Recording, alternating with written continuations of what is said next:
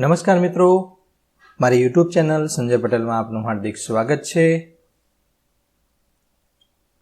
બાળ મિત્રો, આજે આપણે ધોરણ 6 વિષય છે ગુજરાતી, પાઠ્યપુસ્તકનું નામ છે પલાશ, તેનો પાઠ 13, પાઠનું નામ છે પરોપકારી મનુષ્યો, જેની સ્વઅધ્યયન પોથી જે નવી આવેલી છે તેનું સોલ્યુશન આજે આપણે આ વિડીયોની અંદર જોવાના છીએ। પરંતુ તે પહેલાં જે મિત્રો અમારી ચેનલમાં નવા છે, જેમણે હજુ સુધી અમારી ચેનલને સબસ્ક્રાઇબ નથી કરી, તે અમારી ચેનલ જરૂર સબસ્ક્રાઇબ કરે, વિડીયો લાઇક કરે, શેર કરે અને બેલ નોટિફિકેશન આઇકોન ઓન કરે, જેથી અમારા દરેક નવા વિડીયોની નોટિફિકેશન તમારા મોબાઈલની સ્ક્રીન પર મળી શકે। મિત્રો, આ દરેક વિડીયોનું PDF સ્વરૂપે સોલ્યુશન મેળવવા માટે તમારા મોબાઈલના પ્લે સ્ટોરમાં વિશ્વગુરુ સંજય પટેલ સર્ચ કરી એપ્લિકેશન ઇન્સ્ટોલ કરી શકશો। એપ્લિકેશનની શરૂઆતમાં આવી સ્ક્રીન જોવા મળશે, તેમાં સ્વઅધ્યયન પોથી પર ક્લિક કરી ધોરણ 6 પસંદ કરી વિષય ગુજરાતી પલાશ પર ક્લિક કરી પાઠના નીચેના વિડીયોના ઓપ્શન પરથી તમે વિડીયો જોઈ શકશો અને પીડીએફના ઓપ્શન પરથી તમે PDF સ્વરૂપે સોલ્યુશન મેળવી શકશો। તદ્દન ફ્રી એપ છે, કોઈપણ પ્રકારનો ચાર્જ આપની પાસેથી લેવામાં આવતો નથી। ખૂબ જ સારી એપ છે, એકવાર જરૂર ડાઉનલોડ કરીને જોજો। તો ચાલો શરૂ કરીએ ધોરણ 6 ગુજરાતી પલાશનો પાઠ 13 પરોપકારી મનુષ્યો, તેનું સોલ્યુશન જોઈએ। સૌપ્રથમ છે પ્રશ્ન નંબર 1, સાચો વિકલ્પનો ક્રમ બાજુના ચોરસખાનામાં લખવાનો છે। જેમાંનો પહેલું, લેખકને આંજણી થતા ડોક્ટરે સી સલાહ આપી? ઓપ્શન બ આવશે, પાકે એટલે મારી પાસે આવજો, નસ્તરથી ફોડી નાખીશ। પ્રશ્ન 2, લેખકના મિત્ર શા માટે ક્રોધે ભરાયા? તો તેની અંદર આવશે ઓપ્શન ક, ડોક્ટરની સલાહના કારણે। ત્રીજું છે, લેખકને ક્યારે આરામ થયો?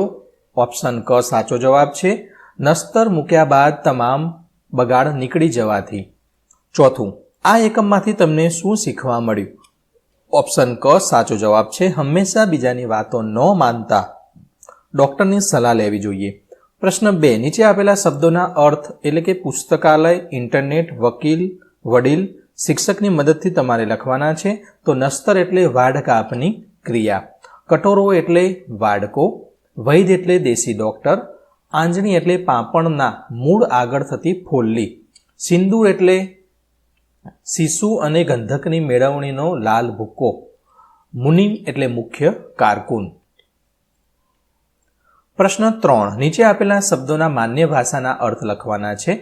માણસ એટલે મનુષ્ય, હોય એટલે જમીન, નિહાળ એટલે શાળા, ટાણે એટલે સમય, ગોમડે એટલે ગામડે, ખોરડું તો મકાન, હેંડો એટલે ચાલો, અટાણે એટલે અત્યારે, હાલવું એટલે ચાલવું, હટાણું એટલે ખરીદી, ભાડવું એટલે દેખાવું, ભો એટલે જમીન, અહીંયા 2 વાર આવી ગયું છે, ઇસ્પિતાલ એટલે દવાખાનું, દહેરા એટલે દશેરા, વાહે એટલે પાછળ, પહોંહે એટલે પાસે।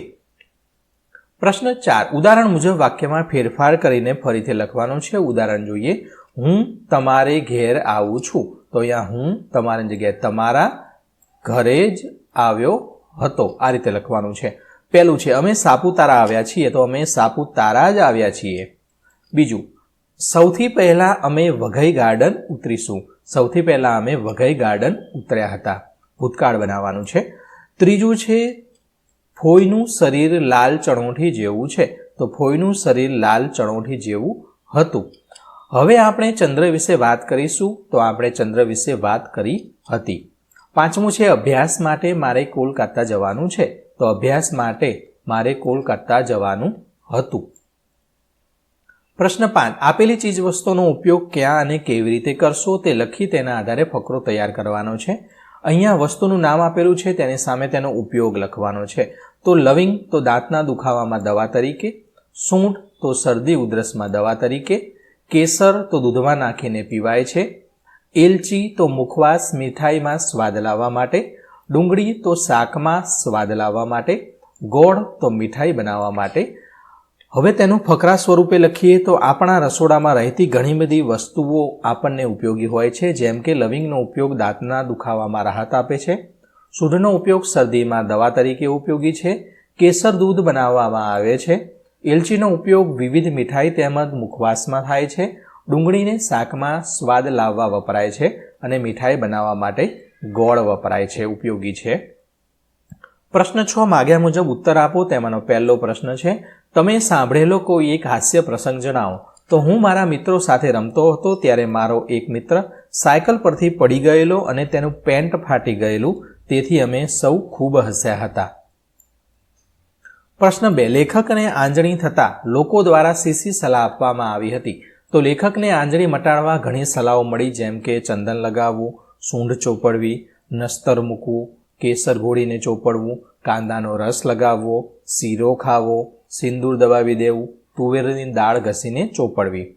પ્રશ્ન 2. તમારી શાળામાં ડૉક્ટર મુલાકાત લે તો તમે તેમને કેવા કેવા પ્રકારના પ્રશ્નો પૂછો? તો તમે કેટલો અભ્યાસ કર્યો છે? ડૉક્ટર બનવા માટે કયો અભ્યાસક્રમ પસંદ કર્યો છે? તમે ડૉક્ટરીનો અભ્યાસ ક્યાં કર્યો હતો? તમે કેટલા કલાક કામ કરો છો? આ બધું તમે પૂછી શકો. પ્રશ્ન 7. કૌંસમાં આપેલા શબ્દો ઓળખી સંજ્ઞા તારવી ખાનામાં લખવાનું છે. તો અહીં કૌંસમાં કેટલાક શબ્દો આપેલા છે. તો દ્રવ્યવાચક સંજ્ઞા તેમાં ઘી, ગોળ અને ઘી, ખાંડ અને લોટ આવશે. જાતિવાચકમાં ડુંગર, ડૉક્ટર, પશુ, ધોબી, ખાણું અને દુકાનદાર આવશે. ભાવવાચકમાં દુઃખ અને રુદન આવશે. સમૂહવાચકની વાત કરીએ તો તેમાં ટોળું આવશે. જ્યારે વ્યક્તિવાચકમાં ડુંગળી, માસી, નીતા, તાવ, મહેશ અને શરદી આવશે. ક્રિયાવાચક એટલે કે જે ક્રિયાઓ થતી હોય તેમાં દોડવું, બોલવું અને ચાલવું આવશે. પ્રશ્ન 8. આપેલા શબ્દમાંથી પ્રગટ થતો ભાવ દર્શાવતું વાક્ય તે શબ્દ વાપર્યા વગર બનાવવાનું છે. ઉદાહરણ આપેલું છે તો ગુસ્સો, તો એનો ચહેરો જુઓ તો રાતો ચોળ છે. આ ગુસ્સો નામનો શબ્દ છે આખા વાક્યમાં ક્યાંય વપરાયું નથી, તો પણ આ વાક્ય આપણે વાંચીએ તો એના ઉપરથી એમ લાગે કે આ ભાઈને ગુસ્સો આવ્યો છે. તે જ રીતે આપણે જોઈએ દયા.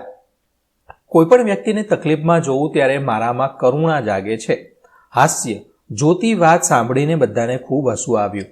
આશ્ચર્ય, સૌથી નબળી ગણાતી આર્યની ટીમ જીતતા સૌને નવાઈ લાગી.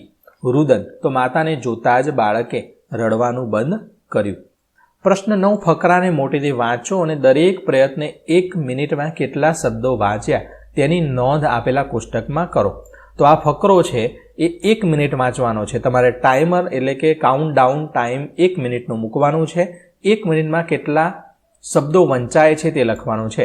તો તમે તમારા દરેકના શબ્દોની વાંચવાની સ્પીડ મુજબ અલગ અલગ આવે.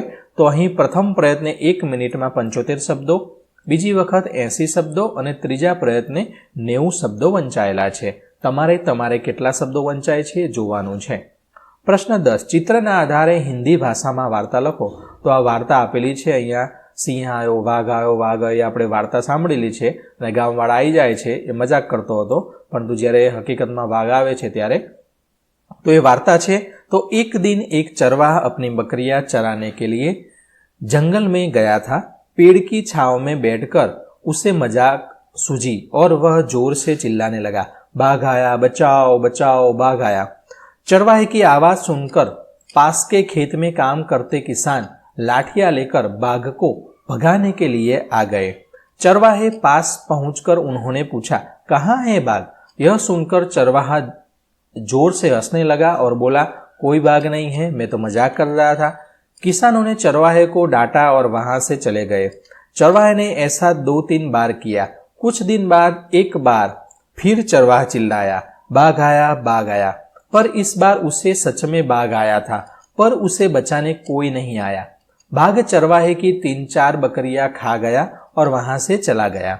चरवाहा पेड़ पर बैठकर यह सब देखता रहा.